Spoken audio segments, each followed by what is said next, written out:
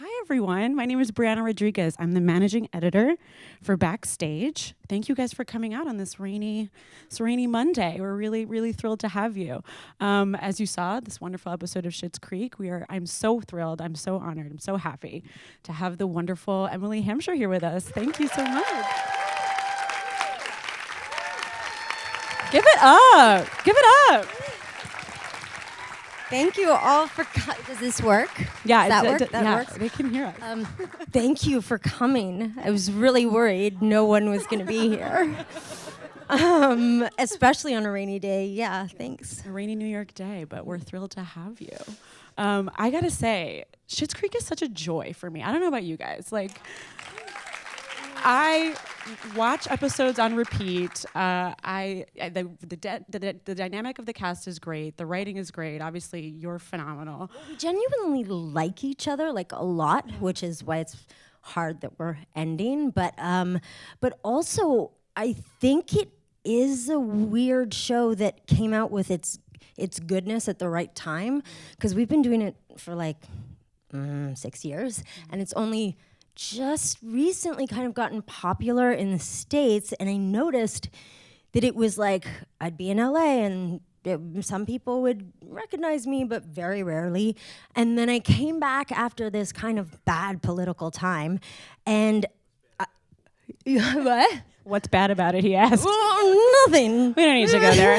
We started with joy, sir. Let's not take it back. No. But then I went into Bed Bath & Beyond, and it was a whole different experience for me. Everybody there had seen it, and I'd go into Barney's, and the people who worked there are all we're not supposed to say this, but we love Schitt's Creek. And so I think people really wanted something good-hearted that's not, it's not dumb and kind of no, it isn't. But also personally, I've so enjoyed seeing Stevie's growth over the last few seasons. Managing Rosebud, we get to see her romantic endeavors. She's now a musical star. So that I never saw coming. I never saw anything coming, actually. I really thought I was going to be giving David his towels for the whole time, and I was fine with that because I didn't mind sitting behind the desk and playing Sudoku and playing with my dead Tamagotchi, getting paid for it. But I couldn't believe the trajectory Stevie's had. I think I was just telling you upstairs in the green room that when I signed on to the show, I really thought I was signing on to be the motel girl that people would, when the shows first came on, they're oh, you're the motel girl, but that's all I was gonna be. And Stevie just has this life that the storyline that she's had, it kills me. Her and Mr. Rose, anytime I see Eugene, anything sad or hard, he breaks my heart. I love him. So yeah, I think everybody's gotten these surprising storylines. Can you speak a little bit about adding to her layers over the course of the show? Because as I said, I feel like she's grown so much, and obviously this is an audience full of actors. So if you could speak about that process of kind of adding to her over time and what that looked like for you. Well, it's strange because Stevie really started this shell, very hard shell, and I didn't even see her really. I couldn't even imagine her softening up or becoming vulnerable in any way. And I think, honestly, I wish I could say that I did stuff, but it really was in the writing. It was in the story.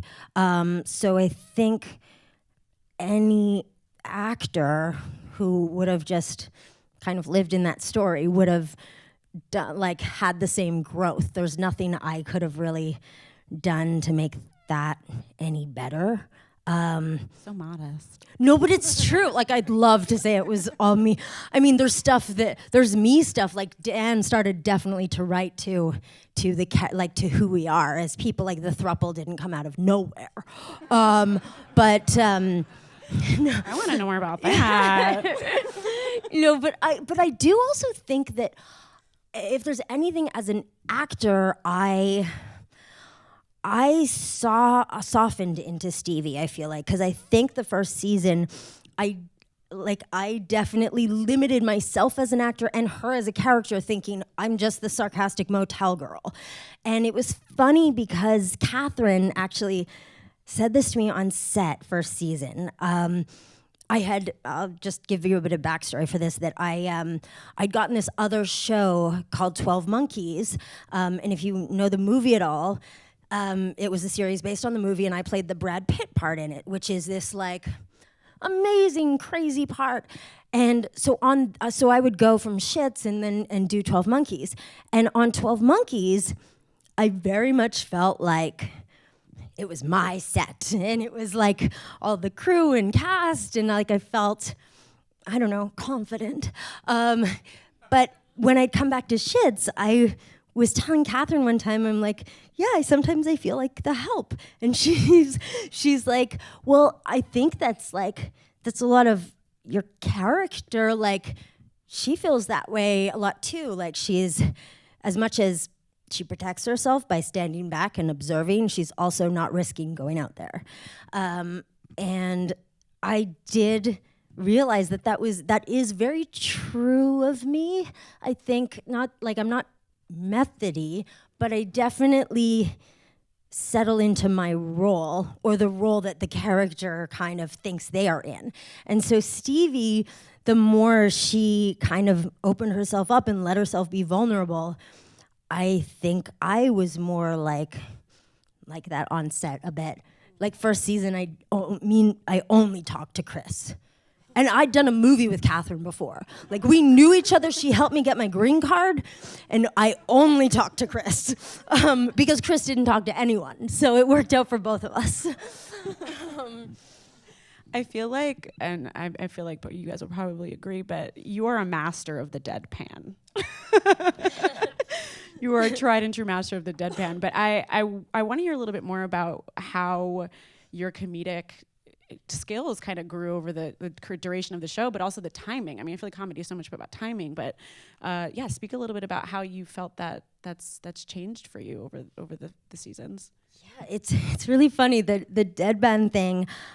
Sometimes I watch the show and I was gonna say I forget, but I'm actually reminded in life a lot when I go on a date or something that I can tell in the first 30 seconds they're like realizing I'm not like Stevie, and then freaked out I'm not like Stevie, and then they say, wow, you're nothing like Stevie, and they're disappointed. So I'm definitely a lot more like Jennifer, my character in 12 Monkeys. And so Stevie was actually a vacation from myself a lot of the time, because I felt like I could just kind of sit easy in my plaid there and breathe easier, because I didn't have to do anything. I didn't have to make anything happen. I just reacted to everyone, and I could just watch, which I love to do. And so comedically, to me, people always ask, do you like comedy or drama better? And I honestly don't there's no drama I like that doesn't have comedy in it, and there's no comedy I like that doesn't have the real moments that SCHITT'S has in it. And I feel like I have had more dramatic moments, or just, I don't know, not comedic moments in SCHITT'S, and more comedic moments in 12 Monkeys, which is drama in a drama. I don't know which is Canadian, but the other one? It's one of them. And yeah, so it's funny, I actually feel like I discovered comedy on this movie I did with Catherine, actually. It was a movie where I played an overweight actress, and my mother was a thin, famous, beautiful actress. And up until that point, I had played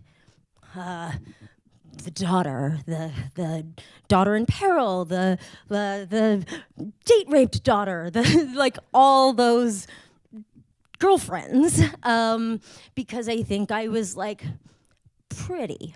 And then I was like a teenager, and then when I was like 18, I got like chubby, and I got this character part, and I realized I was like, well, I have to be funny. Like, which is a terrible lesson to learn. But like, if you're not pretty, you gotta be funny.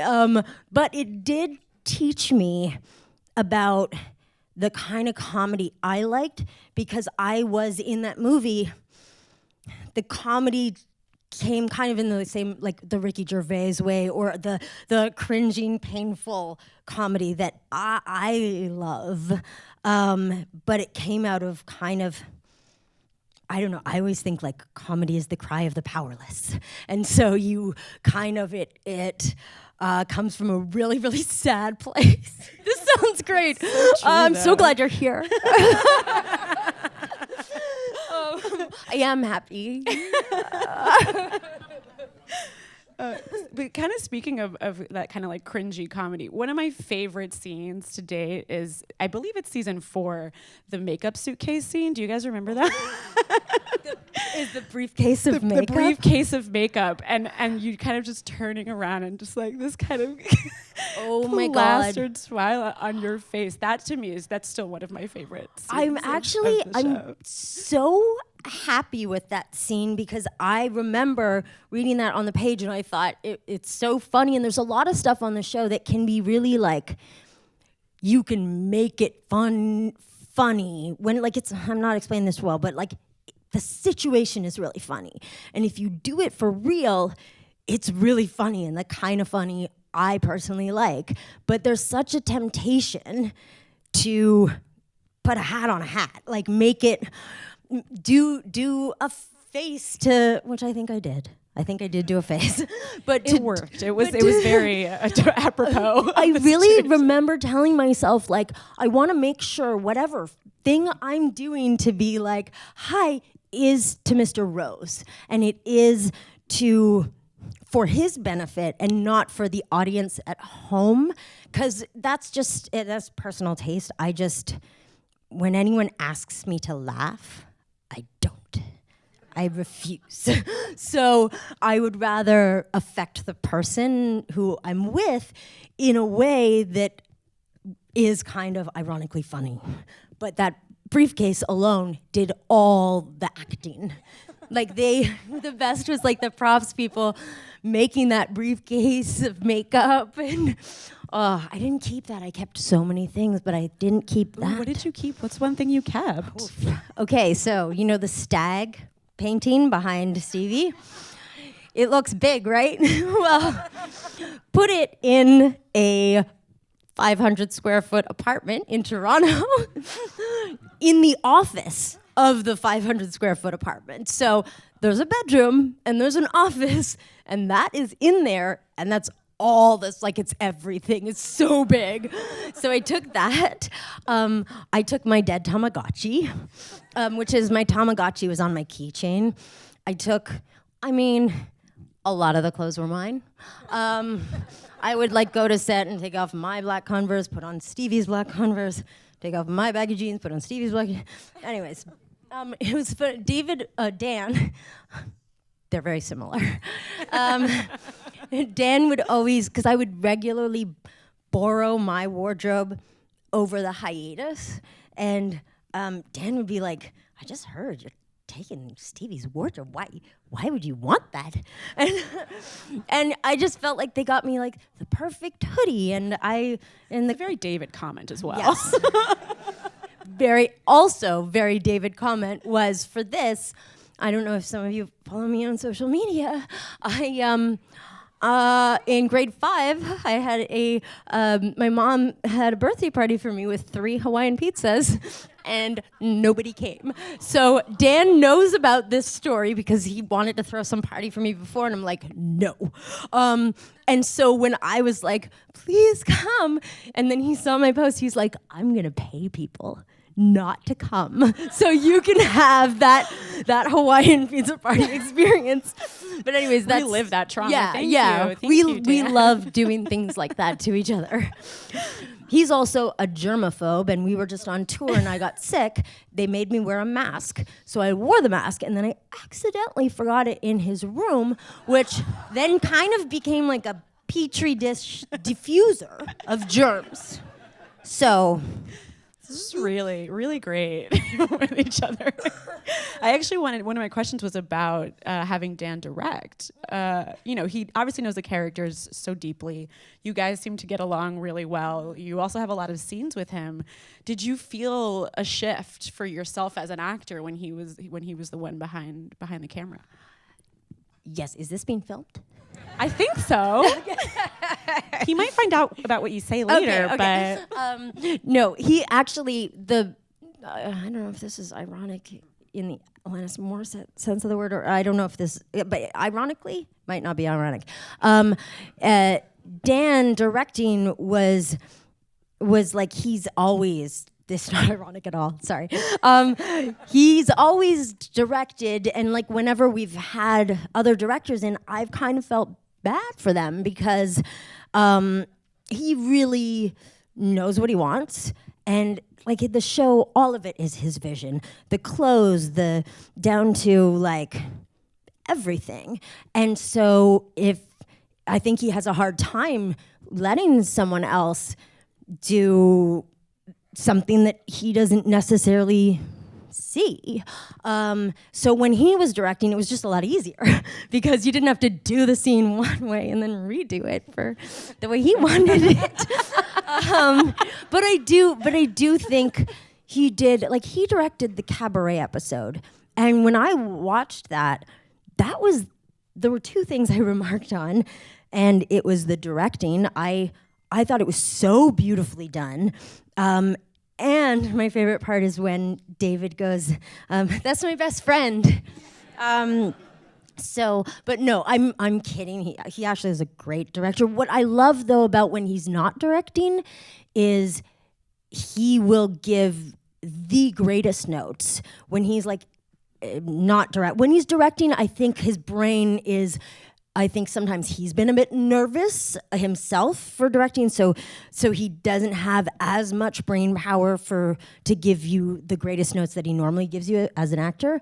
But when he's not directing, I always tell him I want to learn how to do what he does, because he gives you a note by inspiring a what if idea, like as opposed to saying like, don't do that or change this or whatever. He's like, what if Stevie was like mad about that? And you know what he wants, but it's like inspiring. And so I noticed that every time I get a note from Dan, I'm always like, oh my God, yes, that's such a good idea. And like, you just want to try it. Whereas sometimes I think people can give you notes that just block your complete creativity and you're just trying to execute something that they want, and you want to, as an actor, you just want to like look at the director and see that he's happy. But it's kind of, sometimes it's, I don't know, if I come to set and am told in a blocking, okay, so you start here and you walk on that line, walk over there and you're mad over there, and then you go over here. Before I've done it, I like even just done it, then I feel like I have nothing to give because I'm just trying to execute that, and so nothing I even came with or could come up with or whatever, that's kind of gone, and that's my biggest problem with that I have to like figure out how to not let that, because a lot of directors do that and they should have their like plan and their blocking and stuff, but I think I have to figure out how to articulate that if I just like try it once and then you tell me wherever to go, I'll go wherever you want, but like I might come up with an idea or something. So I don't know how I got onto that. But on that note, how do you, once you're in that place as an actor, and you have a director is asking something of you that might not be so natural to how maybe you were thinking about it. How do you push beyond that initial kind of wall to get to where you need to be? I cry. No, I mean, it usually comes from a place of like, I just want to be the best, and more so like for me with Stevie, especially the last season and the season when I had like some great storyline stuff, I would call in every night and I'm like, I can't let this great opportunity of like this like opportunity for Stevie to do this thing, I can't fuck it up for her. Like, and I do feel a big kind of pressure to live up to the character.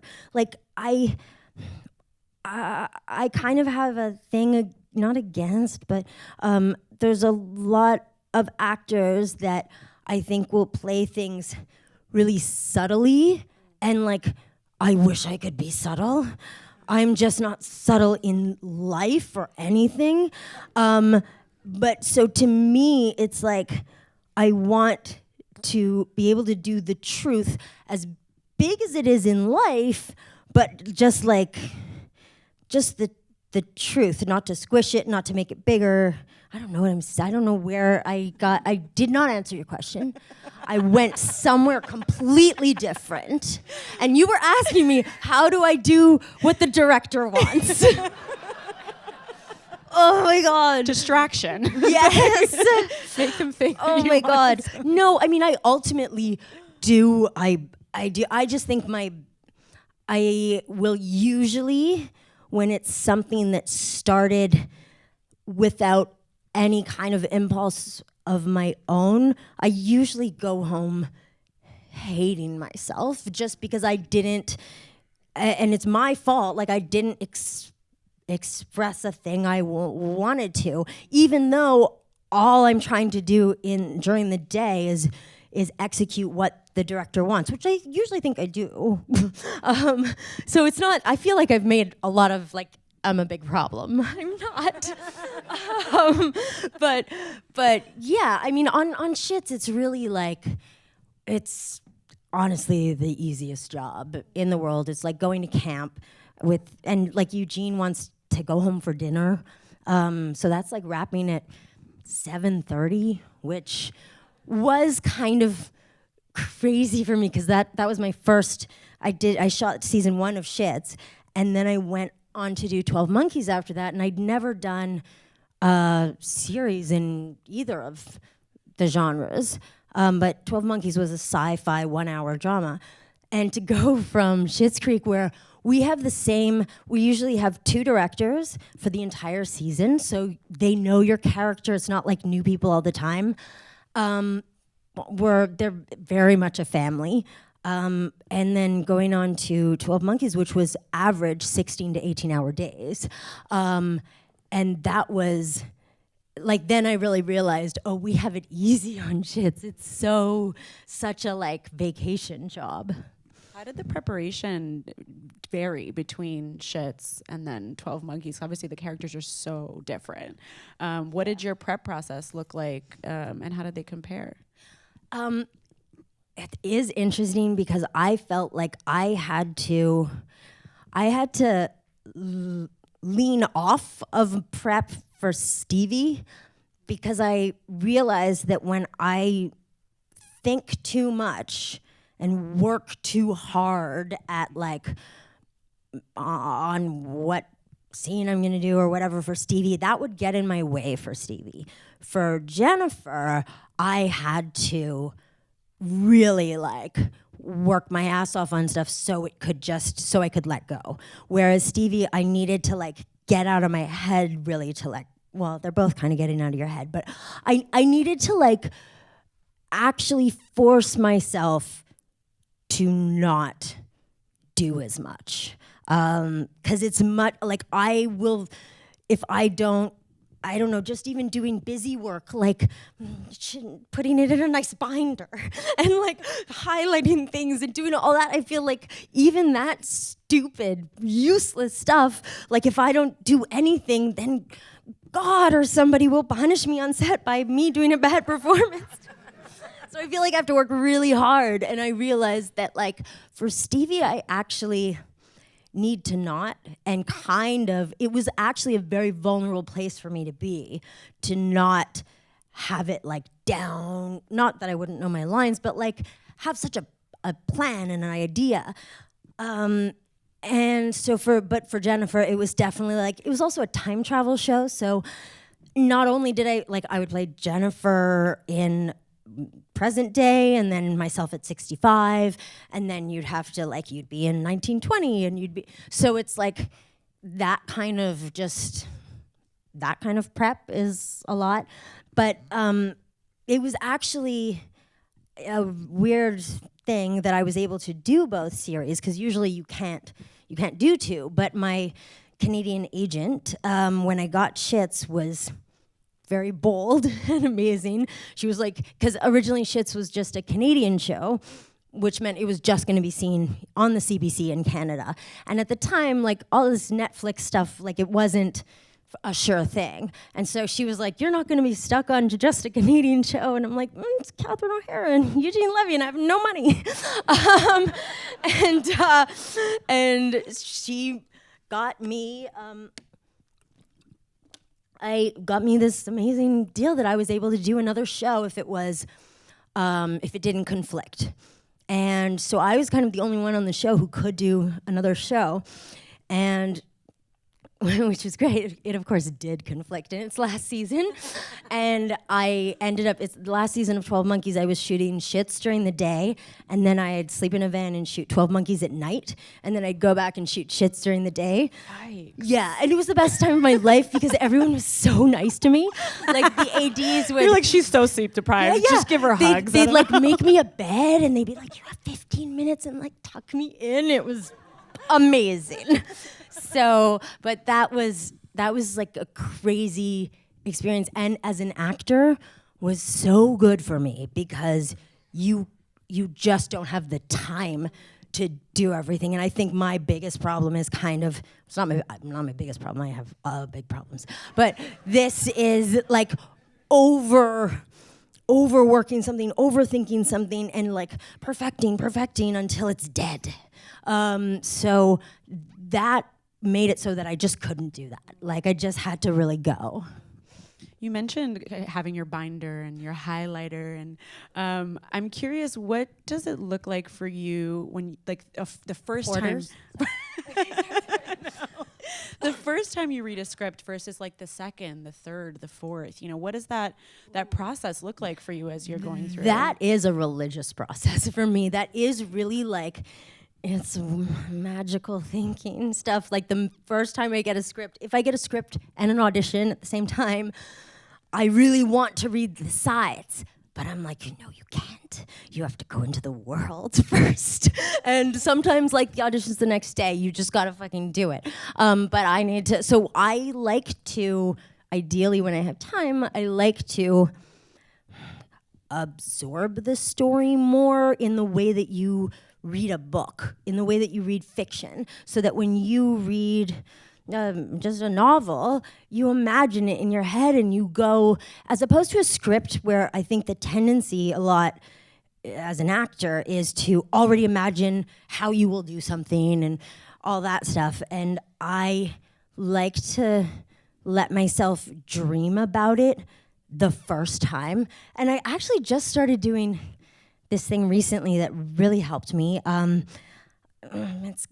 It's lame though, but it's like I have big actor shame, and I know there's a lot of actors here. You shouldn't be ashamed, but I have this like shame of doing any, like even when I say binder or highlighter, I'm so embarrassed, but I don't want to be. But I totally forget what I was gonna say. You were gonna tell us something lame that you do to go through scripts. Yeah. No. Oh, it really. We can come back. Okay. But I forgot it. It was Okay, I don't know.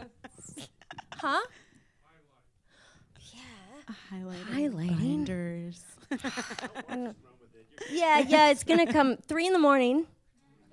I'll post it on Instagram. Look out for it. Yeah, totally forgot. Okay, sorry. All good.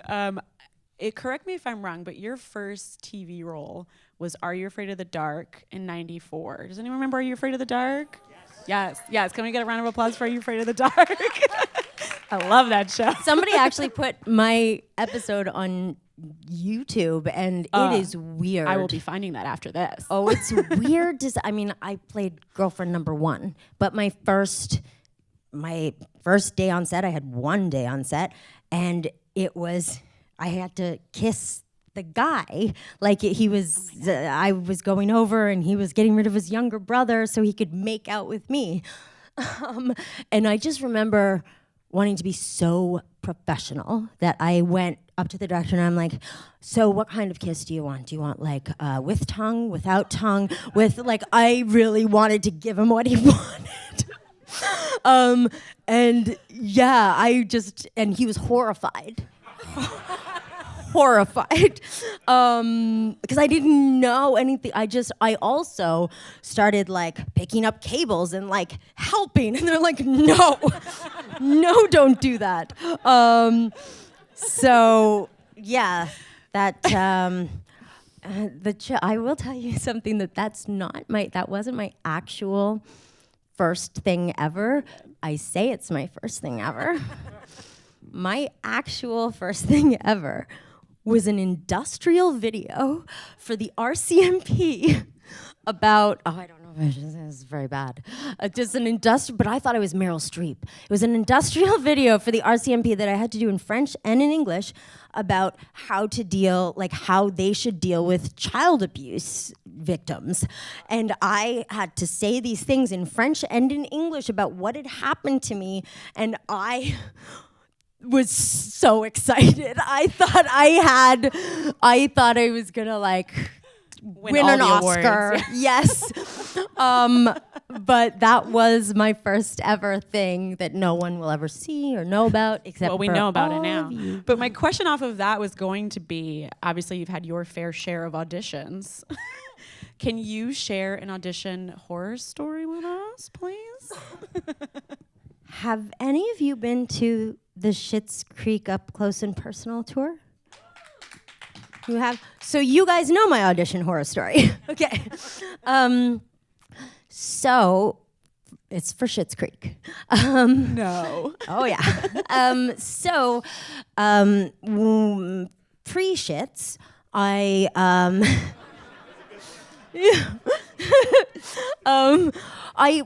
I've been acting since I was 12, and I've never had a job. I've never done. Well, a job is some kind of skill that other people would ever need and that you could execute. Yeah. Well, I mean, I've had 3 days of cashier training at Target for a movie I did where I played it, and I learned how to sell those cards and how to scan that stuff. That's a job. Yes. Oh, I loved it. I dream of cubicles. But so I've never had a job or anything, and I don't know where that came from. But anyway, so pre-Schitt's Life, terrible.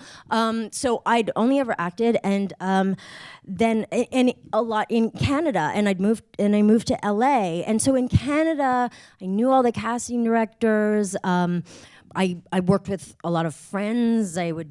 People would write stuff for me, and we'd do it together, very like community. And then I came to LA, and obviously it's starting over. But what we don't have in Canada is this thing called like the pre-read, where in Canada it's in the union that you have to have a reader at the audition, and it needs to be on tape, and it needs to be like that. And so I came to LA, and I went into these offices, and like the casting director was behind a desk and reading like this, and not looking at me, and I didn't know how to I felt like anything I do is going to be over the top if I'm not just having a conversation with you across the desk about being across the desk.